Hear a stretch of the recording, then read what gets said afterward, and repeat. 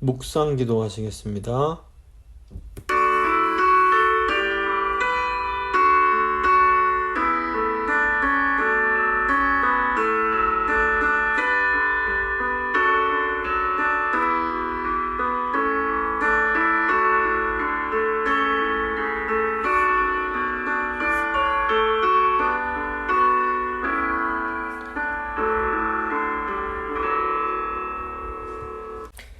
사도신경 고백합니다.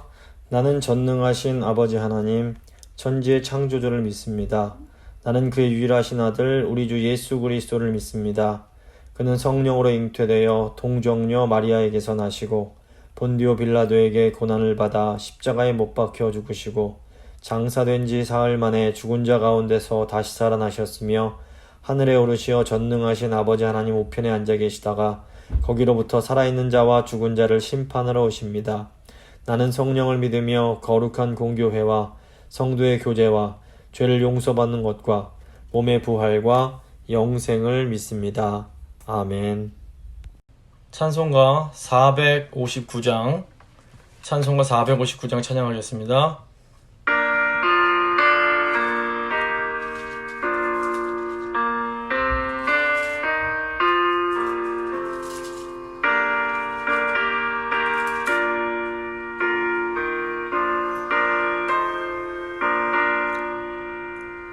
누가 주를 따라 섬기려는가?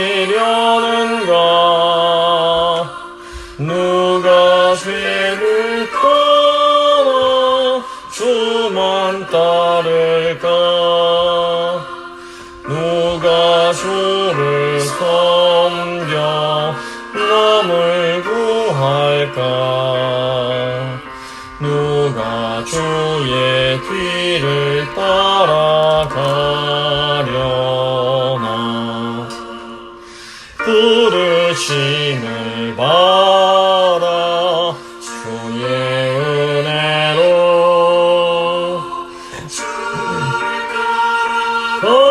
가네 주만 따르네 영광 위에 다름 아니요 크신 사랑이네 주만 따르고 주가 내려주신 은혜 힘입어 주의 뒤를 따라 힘써 일하네 부르심을 받아 주의 은혜로 주를 따라가네 주만 따르네 환난 핍박 많고 원수 강하나 주의 용서 더욱 힘이 강하니 누가 능히 이겨 넘어뜨리랴 변함없는 진리 승리하리라 부르사 성하며 주의 은혜로 주를 따라가네 주만 따르네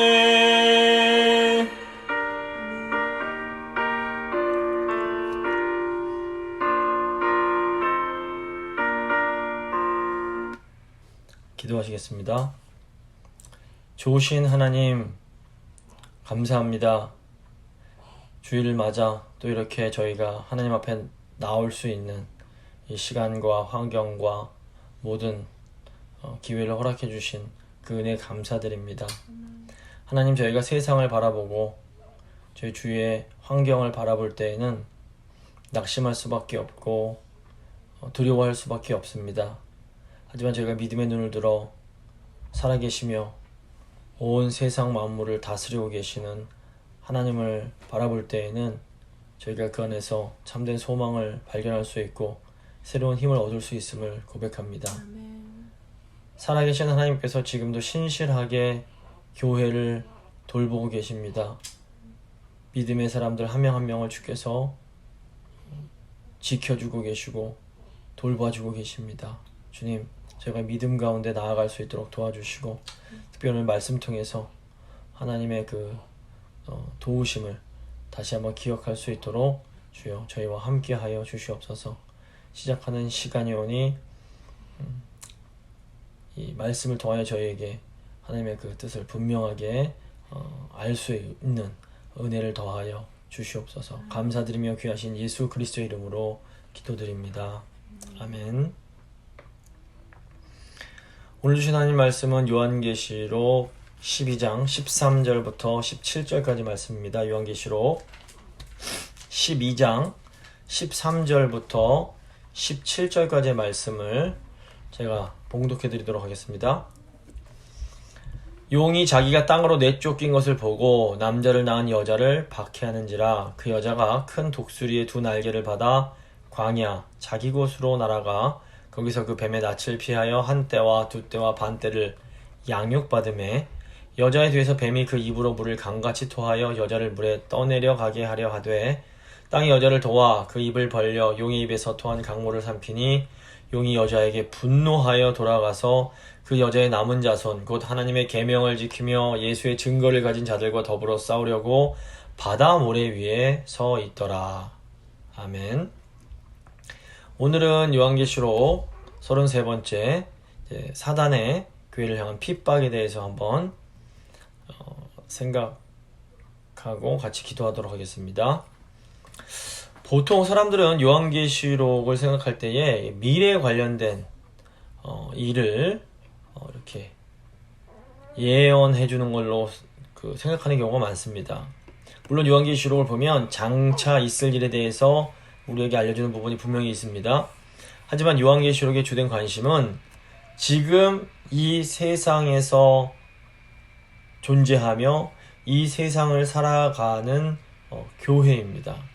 그래서 요한계시록은 시간적으로 볼 때 이 종말을 다루는데 여기서 종말은 한 마지막 시점이 아니라 그 예수님의 초림과 재림 사이의 그 기간을 이제 종말이라고 성경에서 이제 보고 있습니다. 그래서 그러면 왜 이렇게 예수님 초림이 벌써 2000년 전에 오셨는데 왜 이렇게 종말이 긴가 이렇게 생각하실 수 있는데 하나님께는 하루가 1000년 같고 1000년이 하루 같다는 것을 저희는 기억할 필요가 있습니다. 그리고 하나님께서 이렇게 예수님의 재림, 다시 오심을 늦추시는 곳에는 반드시 목적이 있습니다. 또 요한계시록은 공간적으로 하나님이 계신 이 하늘의 영역과 인간이 살아가는 땅의 영역을 모두 다룹니다. 그래서 교회는 하나님이 계신 천상의 영역과 마귀가 있는 지상의 영역 모두에 이제 존재한다고 볼 수 있습니다. 그래서 천상에 있는 교회가 이미 모든 싸움을 끝내고 승리한 교회라면 지상에 있는 교회는 아직 싸우고 있는 교회, 죄와 싸우고 마귀와 싸워야 하는 그런 교회를 의미합니다. 근데 이제 하나님께서는 이렇게 이 땅에서 싸우고 있는 전투 중의 교회를 신실하게 지켜주시고 인도해 주십니다. 요한계시록 22장 전체는 크게 4개의 환상으로 되어 있는데 1장에서부터 3장까지는 첫 번째 환상이 나오게 되는데 7교회에 대한 환상입니다. 이 7교회는 모든 시대, 모든 지역의 교회를 대표하는 교회라고 볼 수 있습니다. 그리고 이제 두 번째 환상이 4장부터 16장까지 나오는데 7인, 7나팔, 7대접에 관한 이제 환상입니다. 이 환상들은 죄악된 세상을 향해서 심판이 이제 임하는 내용의 환상들인데 이 중간중간에 이 교회에 관련된 계시들이 나옵니다. 저희가 이걸 중간계시라고 부르는데 저희가 요한계시록 12장도 이 중간계시에 해당되는 내용입니다. 그리고 이제 17장부터 20장에 보시면 세 번째 큰 환상이 나오는데 큰 성 바벨론의 멸망에 대한 환상입니다. 이건 역시 죄악된 이 세상을 향한 심판에 대한 내용이라고 볼 수 있습니다. 그리고 마지막 부분에 21장부터 22장은 마지막 네 번째 환상인데 거룩한 성 새 예루살렘에 대한 환상입니다. 이것은 하나님이 그 세우신 교회의 영광스러운 미래를 보여주는 내용입니다. 그래서 저희가 지금 다루고 있는 12장 그리고 13장은 그 하나님 나라와 그 사탄의 나라 사이의 영적 전쟁을 보여줍니다. 여기 보면 그 사단의 3인방이 나오는데 이 사단의 3인방은 삼위일체 하나님을 모방하는 거짓된 삼위일체라고 이제 저희가 부를 수 있습니다. 저희가 지금 다루고 있는 12장은 그걸 보면 7머리 10개의 뿔을 가진 큰 붉은 용 이 나오는데 이 사탄을 상징한 것으로 이 성부 하나님을 모방하는 존재입니다. 그리고 13장 앞부분을 보면 7머리 10개의 뿔을 가진 바다에서 올라온 짐승이 있는데 이 짐승은 예수 그리스도를 모방하는 존재이고 또 13장 후반부를 보면 양처럼 생겼는데 뿔이 2개 달린 땅에서 올라오는 짐승이 있는데 이 이제 짐승은 성령 하나님을 모방하는 존재라고 볼 수 있습니다. 그래서 그 12장에는 용과 또 여자와 이 여자의 아들이 이제 나오는데 그래서 이제 용은 마귀고 사탄이고 여자는 교회를 상징하고 이 여자의 아들은 예수 그리스도를 상징한다고 볼 수 있습니다. 그래서 저희가 이제 그 12장 마지막 부분을 지금 다루는데 오늘 이 다룰 부분은 교회에 대한 사탄의 핍박에 대한 내용입니다. 먼저 이제 사단이 교회를 박해하는 내용을 보겠습니다. 13절입니다. 용이 자기가 땅으로 내쫓긴 것을 보고 남자를 낳은 여자를 박해하는지라. 용이 땅으로 내어 쫓겼다라는 것은 하나님 앞에서 사단이 패배했음을 의미합니다. 더 이상 사단은 우리의 구원을 방해하거나 우리에게로 임하는 하나님의 은혜를 막을 수 없습니다. 하지만 아직 사단은 이 세상에 남아 있습니다. 세상에는 하나님을 믿어야 할, 하나님께로 돌아와야 할 사람들이 남아 있는 겁니다. 하나님께서 부르기로 작정하신 자들 다 부르실 때에 이제 사단이 완전히 제거됩니다. 근데 그때까지 하나님께서 부르고자 하시는 자를 다 부르실 때까지 사단이 이 세상에서 하는 일이 있는데 그건 뭐냐면 믿지 않는 자들을 계속해서 붙들어서 하나님을 믿지 못하게 만드는 겁니다. 정욕으로 꽉 사로잡게 만들고 욕심대로 살도록 자꾸 부추겨서 하나님께 나아가지 못하게 합니다. 그리고 사단은 믿는 자들도 공격을 해서 죄를 짓게 만들고 침체에 빠지게 만듭니다. 그래서 이 땅에서 우리가 해야 할 일은 이런 사단의 공격을 막아내고 욕심대로 살고 있는 사람들을 불러서 하나님의 백성이 될 수 있도록 돕는 일을 우리가 이 땅에 살면서 해야 됩니다. 사단이 세상을 죄악의 불바다로 만들지 못하도록 계속해서 기도하면서 승리를 해야 합니다. 예수님의 초림과 재림 사이의 기간인 종말을 이제 살아가는 교회에는 그래서 언제나 이 사단과의 긴장이 있습니다. 그래서 사단이 이제 신자들을 괴롭힐 때에 사랑하는 사람들을 통해서 괴롭힐 수 있는데 신앙 때문에 가족이나 주위의 친구들과 아는 지인들과 서먹서먹한 관계가 될 수도 있는 겁니다. 그래서 특별히 이슬람권이나 힌두교권에서 예수님을 믿게 되면 이 가족들로부터 이렇게 떨어질 수밖에 없는 그런 어려운 상황에 처하는 경우가 아주 굉장히 많이 있습니다. 그래서 이제 예수님의 초림과 재림 사이의 기간인 이 종말을 살아갈 때에 우리가 만나게 되는 사람들은 마귀의 지배를 받는 사람들이라고 할 수 있습니다. 근데 이제 마귀를 따르는 자들은 충동적이어서 이 통제가 잘 되지 않습니다. 사실 용은 바벨론 신화에 나오는 상상의 동물인데 바다에 큰 용이 있어서 바다를 막 휘저어서 큰 폭풍이 일어나게 한다고 이제 옛날 사람들이 믿었던 겁니다. 그래서 큰 바다에 난리가 일어나는 것은 용이 세상을 휘젓는 것으로 이렇게 이해를 했습니다. 그래서 이 용은 특징이 뭔가 하면 통제할 수 없는 게 이 용의 특징입니다. 이 용을 도저히 컨트롤할 수가 없는 겁니다. 용이 충동질하고 막 휘저어서 사람들의 갈등을 증폭시켜서 결국에는 파괴적인 상황으로 가게 만드는 것이 용의 그런 일입니다. 욥기 41장을 보면 이 용과 굉장히 비슷한 동물로 리워야단이라는 동물이 나옵니다. 이 리워야단은 본래 가나안 신화에 나오는 동물로서 성경에 딱 5번이 나오는데, 사람들이 이 리워야단을 거대한 바다 괴물로 생각을 했습니다. 그래서 저희가 과거에 보던 개역 성경은 이 리워야단을 악어라고 번역을 했는데, 아시는 것처럼 악어는 바다에 살지를 않습니다. 그래서 이 리워야단이 악어는 아닌데 생김새가 악어와 비슷하다고 생각을 해서 이제 악어라고 번역을 했던 것 같습니다. 이 리워야단은 껍질이 두꺼워서 창으로 찔러도 들어가질 않는다고 묘사가 됩니다. 이것은 도저히 상대할래야 상대할 수 없는 그런 존재임을 의미합니다. 그래서 이 리워야단의 특징 역시 도저히 사람 말을 듣지 않고 모든 것을 자기 멋대로 하는 겁니다.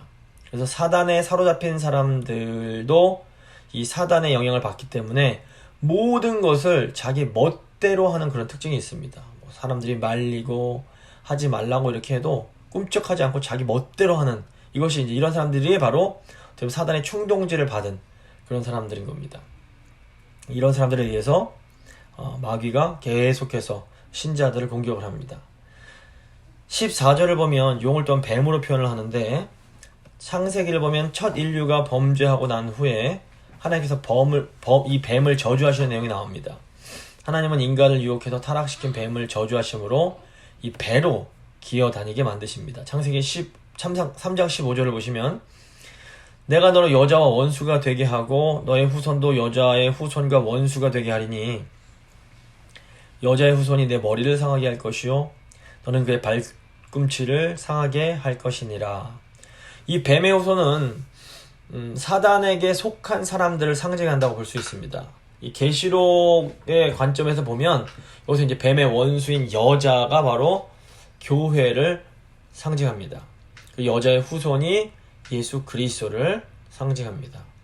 구약 성경의 역사는 하나님의 백성과 사단의 지배를 받는 그 사람들 사이에 이 갈등과 투쟁의 연속이라고 볼 수 있습니다.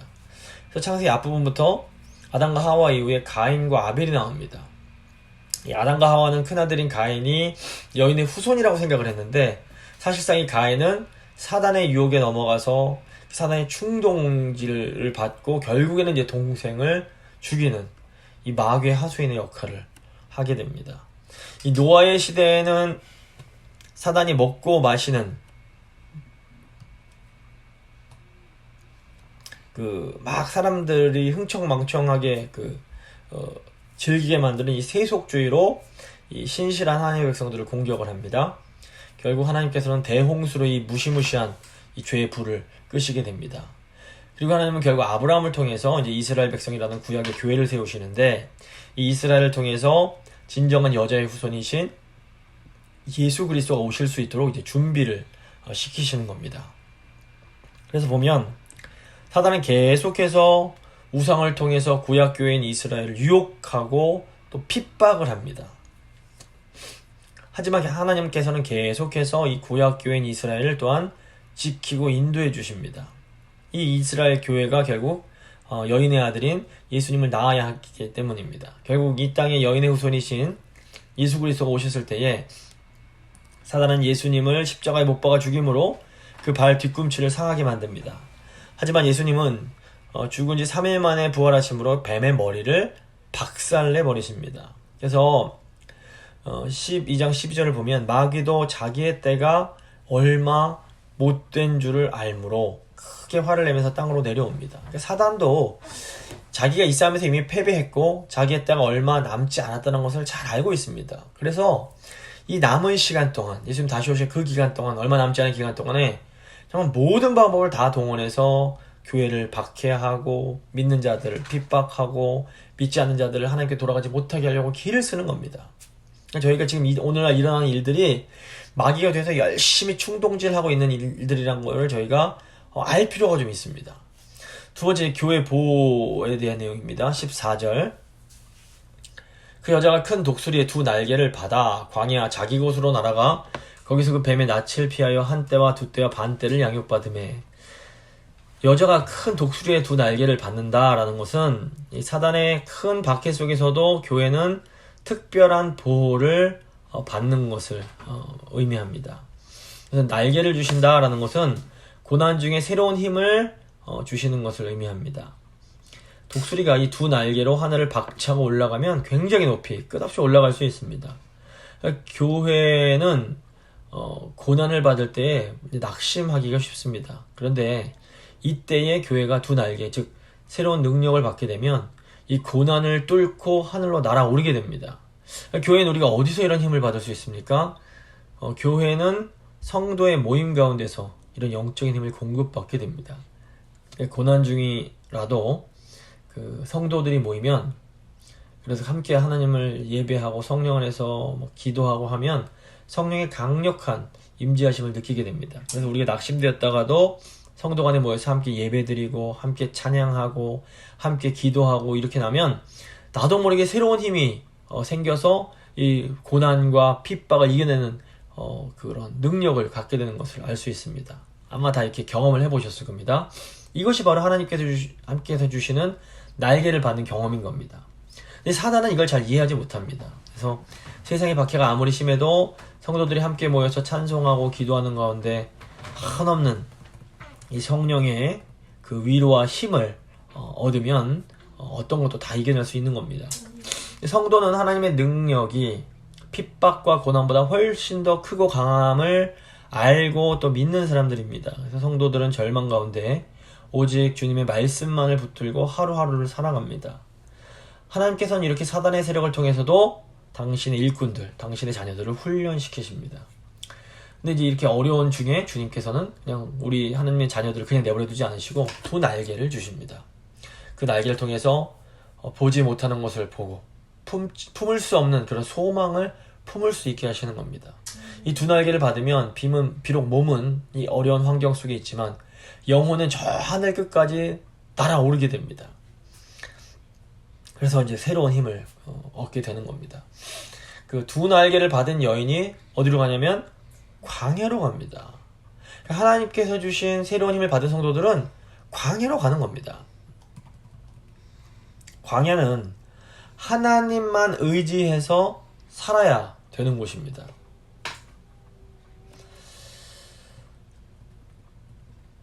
광야에는 사람들도 없고 거기에서는 아무도 우리를 알아주지 않습니다. 아무도 알아주지 않는 이 광야에서는 사실 굉장히 외로움을 느낄 수 있습니다. 하지만 진짜 하나님 백성들은 이런 외로움과 낮아짐의 장소에서 만들어진다는 것도 성경이 분명히 가르치는 사실입니다. 그래서 광야는 하나님의 위대한 종 모세를 그 위대한 지도자로 만들어간 학교였습니다. 또 사도 바울도 예수님을 만나서 회심한 후에 아라비아 광야로 가서 영적인 훈련을 받게 됩니다. 가만히 보면 어떻게 보면 지금 저희가 지금 처해 있는 상황이 광야의 상황과 굉장히 비슷해 보입니다. 우리가 함께 모여서 예배를 드리던 그때는 하나님이 주시는 그 두 날개를 받던 그런 시기였습니다. 근데 지금 우리는 함께 모이지 못합니다. 하지만 중요한 것은 지금도 성령께서 우리와 함께하고 계시다는 사실입니다. 그래서 하나님은 이 시기를 통해서 우리를 더 온전한 하나님의 백성으로 양육해 가실 수 있습니다. 그래서 이 기간이 단순히 이렇게 소모되고 기다리고 어려운 시간이 아니라 하나님께서 우리를 광야에서 양육하시는 시간임을 저희가 좀 잘 기억하면서 이 시기를 보낼 필요가 있습니다. 근데 한때와 두때와 이제 반때 동안에 이 양육을 하시는데 이 한때, 두때, 반때는 예수님의 초림과 재림 사이의 종말을 상징하는 기간입니다. 그러니까 우리가 처해 있는 이 종말의 시기는 사실은 고난의 기간이요 악이 득세하는 기간입니다. 그래서 우리 살다가 이렇게 어려움이 있고 악이 나타나고 고난이 있는 거 당연하다고 이제 이해를 해야 됩니다. 근데 이제 가만 보면 왜 한때 두때고 끝이 반때일까요? 여기서 이제 영이라는 복음주의 구약학자가 있는데 이분은 한때는 고난이 시작되는 기간이고 두때는 본격적인 고난의 기간으로 설명을 합니다. 그런데 중간에 갑자기 고난이 끝나버리는데 이게 이제 반때라는 겁니다.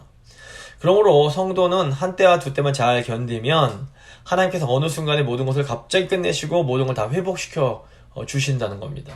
그래서 우리 이 고난의 시기를 신실하게 잘 보내면 성령의 놀라운 그런 능력을 경험할 수 있게 됩니다. 그리고 더욱 중요한 것은 이 기간이 결코 우리가 견딜 수 없을 만큼 그렇게 긴 기간은 아니라는 겁니다. 그러니까 저희 고린도서를 보면 우리가 시험 당할 즈음에 좀 피할 길을 내서 우리로 능히 그 고난을 감당하게 해주신다고 말씀하고 있습니다. 그래서 우리가 감당치 못할 시험 당함을 허락지 않으신다는 것. 그래서 저희가 또 고난 당할 즈음에 우리에게 고난을 이길 수 있는 힘도 공급해 주신다는 걸 기억하면서 좀 앞으로 나아가야 됩니다. 그래서 고난이 있지만 그곳에는 하나님의 위로도 있고, 어려움이 있지만 그곳에는 하나님의 돌보심도 항상 있는 겁니다. 그래서 이 기간이 하나님이 우리를 양육하시는 시간이라고 이제 부르는 겁니다. 15절 보시면 여자의 뒤에서 뱀이 그 입으로 물을 강같이 토하여 여자를 물에 떠내려 가게 하려 하되 땅이 여자를 도와 그 입을 벌려 용의 입에서 토한 강물을 삼키니. 뱀은 여자를 죽일 수 없다는 것을 압니다. 그래서 직접적으로 공격하지 못하고 이제 이상하게 공격을 합니다. 뱀이 그 자기가 큰 꼬리를 갖고 있음에도 그 꼬리로 세상을 휘젓지 않고 여자 뒤로 몰래 가서 공격을 합니다. 그러니까 직접 물거나 직접 해치지 않고 물을 강같이 토하여 여자를 떠나려 가게 하려고 하는 겁니다. 근데 이제 땅이 갑자기 입을 벌려서 물을 흡수해서 여자를 구해줍니다. 이제 이게 보면 이스라엘이 굉장히 땅이 건조합니다. 그래서 비가 갑자기 많이 내리면 물이 홍수처럼 확 불어납니다. 근데 또 어느 순간 되면 땅 속으로, 이 건조한 땅이기 때문에 물이 다 스며들고 금방 말라버리는 또 이제 그런 땅인 겁니다. 이제 이거를 저희가 영적으로 좀 생각을 해보면 뱀이 여자를 죽일 수가 없으니까 간접적으로 이렇게 떠내려 보내려고 하는데, 이것은 세상이 교회를 직접적으로 없앨 수 없음을 이제 상징한다고 볼 수 있습니다. 그래서 핍박을 가하면 가할수록 교회는 이상하게 더 거룩해지고 더 힘을 얻고 더 생명을 얻게 됩니다. 그래서 사단은 어떻게 합니까? 직접적인 방법이 아니라 간접적으로 교회를 떠내려가게 만들려고 하는 겁니다. 그래서 물을 토한다라는 것은 이제 강같이 확 물이 흘러가는 건데, 이게 세속적으로 이렇게 악한 문화, 하나님을 멀리하고 잊어버리고 더 나아가 하나님을 이렇게 대항하는 그런 문화를 통해서 교회로 하여금 진리에서 막 떠내려가게 만드는 겁니다. 교회는 이렇게 되게 물리적이고 외적인 핍박도 겪습니다. 하지만 사실상 더 어떻게 보면 더 무서운 것이 교회 안으로 슬그머니 들어온 거짓 가르침, 세상의 쾌락의 유혹이라고 볼 수 있습니다. 사도 요한 당시에도 어떤 일이 있었냐면, 주일에 로마는 이 검투 경기나 마차 경기가 열렸습니다. 이게 이제 계속돼서 초대 교부 중에 황금의 입이라고 불리던 그 설교자 크리소스톰은 이제 설교하는 중에 마차 경기를 보겠다고 예배를 빠지는 것을 한탄하는 그런 이제 설교를 하는 내용이 나옵니다. 그러니까 성도들이 하나님께 집중하지 못하게 만드는 것이 고난이 아니라 오히려 어떤 쾌락과 세상 즐거움과 이런 거라는 겁니다. 교회를 직접 없애는 것보다는 문화적으로 공격을 해서 떠내려가게 하는 것이 오히려 성공 가능성이 더 높습니다. 그런데 여기서 중요한 것은 하나님께서 이렇게 사탄이 이런 많은 물을 보내는 방법을 쓸 때에 이 용이 토한 물을 땅이 삼켜버리게 하십니다. 어떤 외부 요인이 생겨서 이 타락한 문화에 계속 빠져있지 못하게 하나님께서 막아주시는 겁니다. 가령 이제 로마가 타락의 극치에 이를 때에 기독교인들도 그 안에 살았기 때문에 이런 문화의 영향을 안 받을 수가 없었습니다. 근데 이때 어떻게 됩니까? 이 북쪽에서 게르만이 막 침입을 하는 겁니다. 그리고 막 지진 등 대형 참사가 일어나면서 사람들이 고난을 겪습니다. 이런 외적인 환란들은 교회가 일시적으로 이제 정신을 다시 반짝 차리는데 큰 유익이 있었습니다. 외적으로는 큰 고통이 있지만 영적으로는 유익이 있었던 겁니다. 이 보면 땅이 물을 삼키는데, 이 땅은 하나님의 명령을 받는 그런 피조 세계를 상징합니다. 그래서 그 하나님은 이런 피조 세계를 통해서 죄가 무한적으로 확대되지 못하게 막아주십니다. 지금도 저희가 이제 코로나라는 상황을 만나고 있는데, 이 코로나 사태도 어떻게 보면 사람들의 마음을 굉장히 일시적으로 겸손하게 만들어주는 그런 기능이 있습니다. 그래서 사람들이 교만하게 막 그냥 모든 걸 다 할 수 있는 것처럼 했는데, 이 보이지도 않는 이 바이러스 때문에 사람들이 꼼짝 못하는 걸 보면서 인간을 겸허하게 만들어주는 겁니다. 세상의 모든 일들은 하나님의 손 안에 있습니다. 하나님은 인간의 그런 지나친 죄악들의 그런 물결을 이렇게 딱 모든 환경을 통해서 막으셔서 아직 이제 그 인간에게 남아있는 이런 건전한 상식이라든가 아름다운 마음 그리고 믿음 같은 것들을 지켜주십니다. 그래서 이런 작은 재난들, 작은 심판들은 일시적으로 죄의 불을 끄는 소방서 역할을 해준다고 또 저희가 볼 수 있습니다.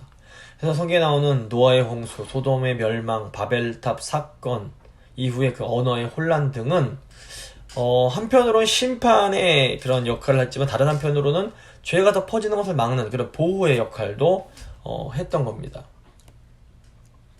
그래서 사단은 이 용은 언제나 하나님 나라를 노리고 하나님 백성을 노립니다. 그래서 이 땅을 살아가는 성도들은 항상 사단이 보내는 물에 쓸려 내려갈 위험에 언제든지 노출되어 있습니다. 하지만 하나님은 이 땅이 입을 벌려 물을 삼키게 하심으로 이 땅의 성도들을 보호해 주십니다. 그래서 우리는 재난 가운데서도 이런 어려움 가운데서도 이 하나님의 그런 어떻게 보면 우리를 보호하시려고 하시는 그런 사랑의 그 마음을 좀 읽어낼 수 있어야 됩니다.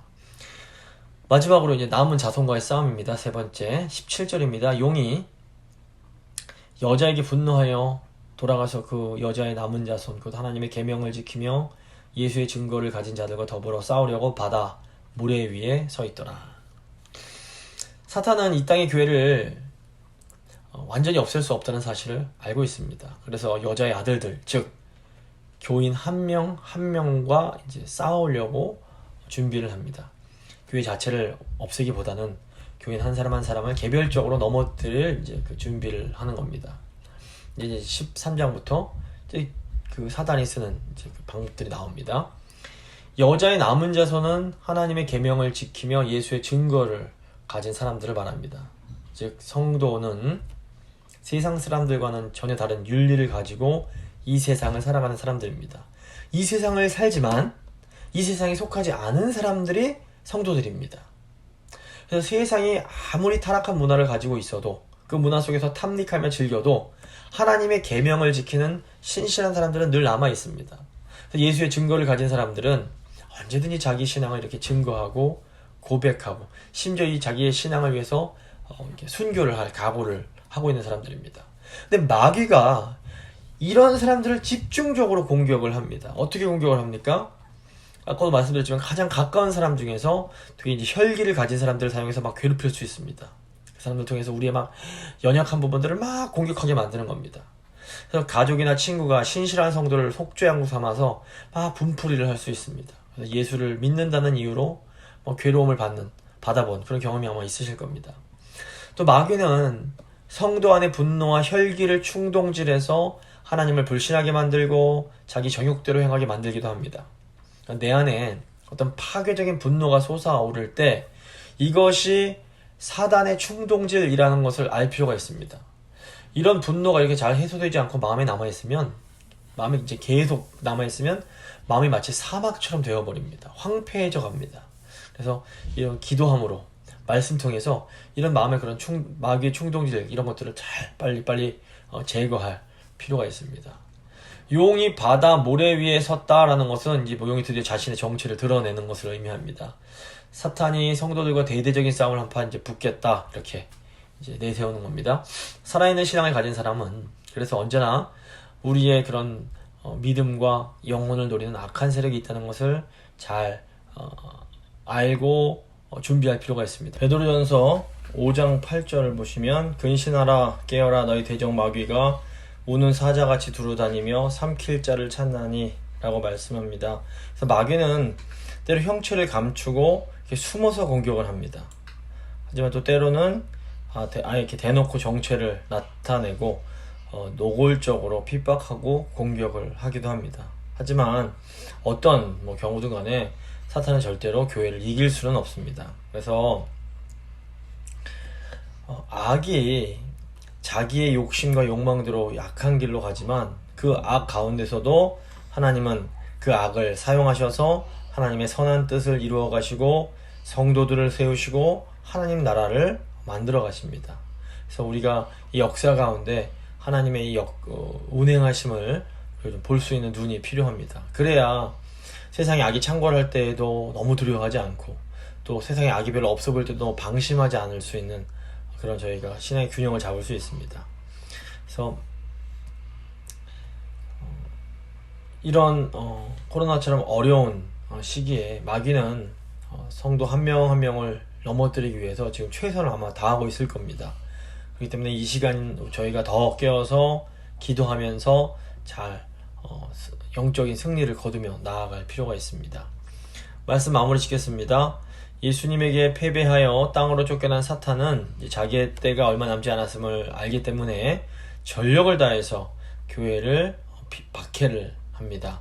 사탄은 직접적으로 교회를 박해하기도 하지만 때로는 어떤 이런 세속적 문화의 홍수를 통해서도 교회를 유혹하고 진리에서 멀어지게 만듭니다.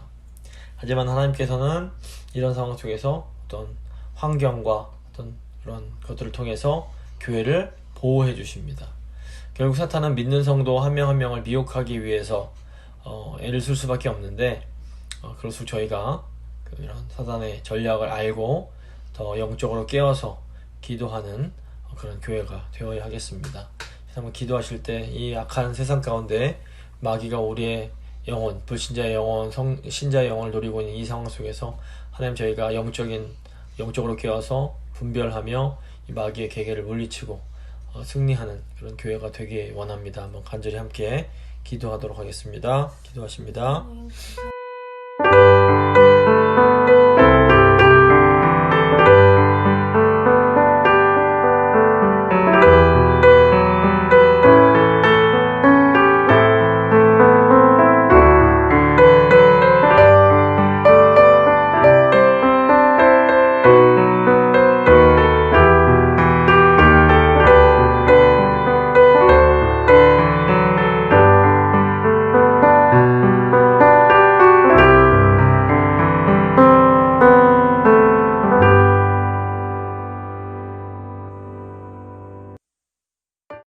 기도하시겠습니다. 살아계신 하나님 감사합니다.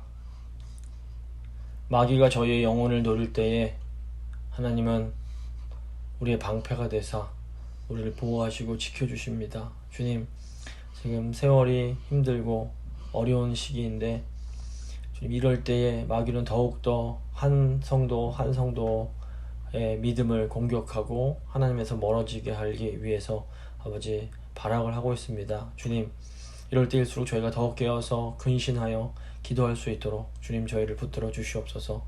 저희가 교회로서 정말 이 악한 시대 가운데 아버지 마귀의 계계를 무너뜨리고 하나님께서 교회에 주신 영혼 구원의 사명을 잘 감당하는 저희 교회가 될 수 있도록 주여 도와주시옵소서.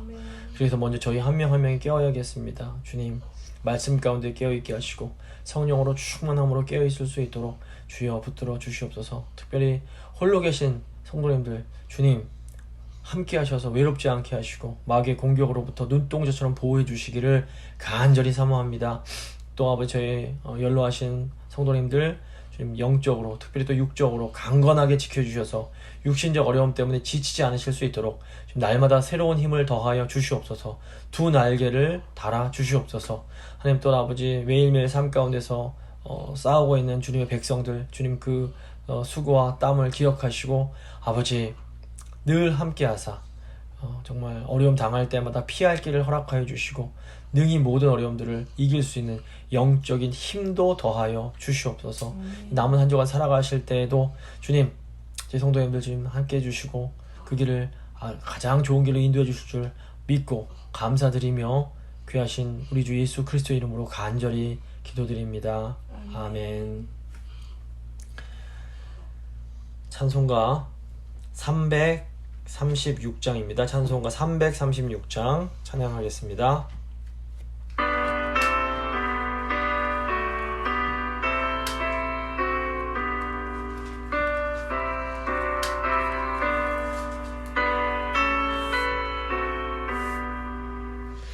환란과 핍박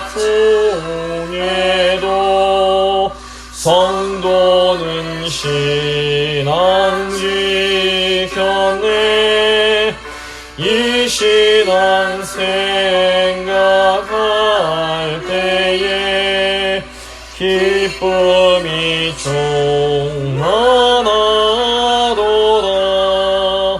성도의 신앙 따라서 죽도록 충성하겠네.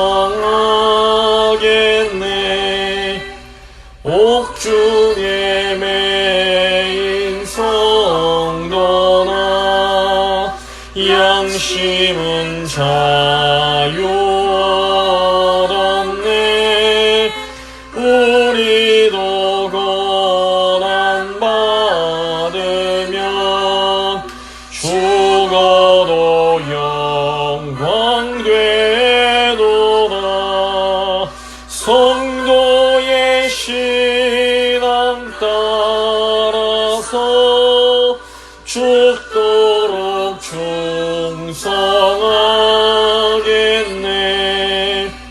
성도의 신앙 본받아 원수도 사랑하겠네. 인자한 언어의 행실로 이 신앙 전파하리라. 성도의 신앙 따라서 죽도록 충성하겠네.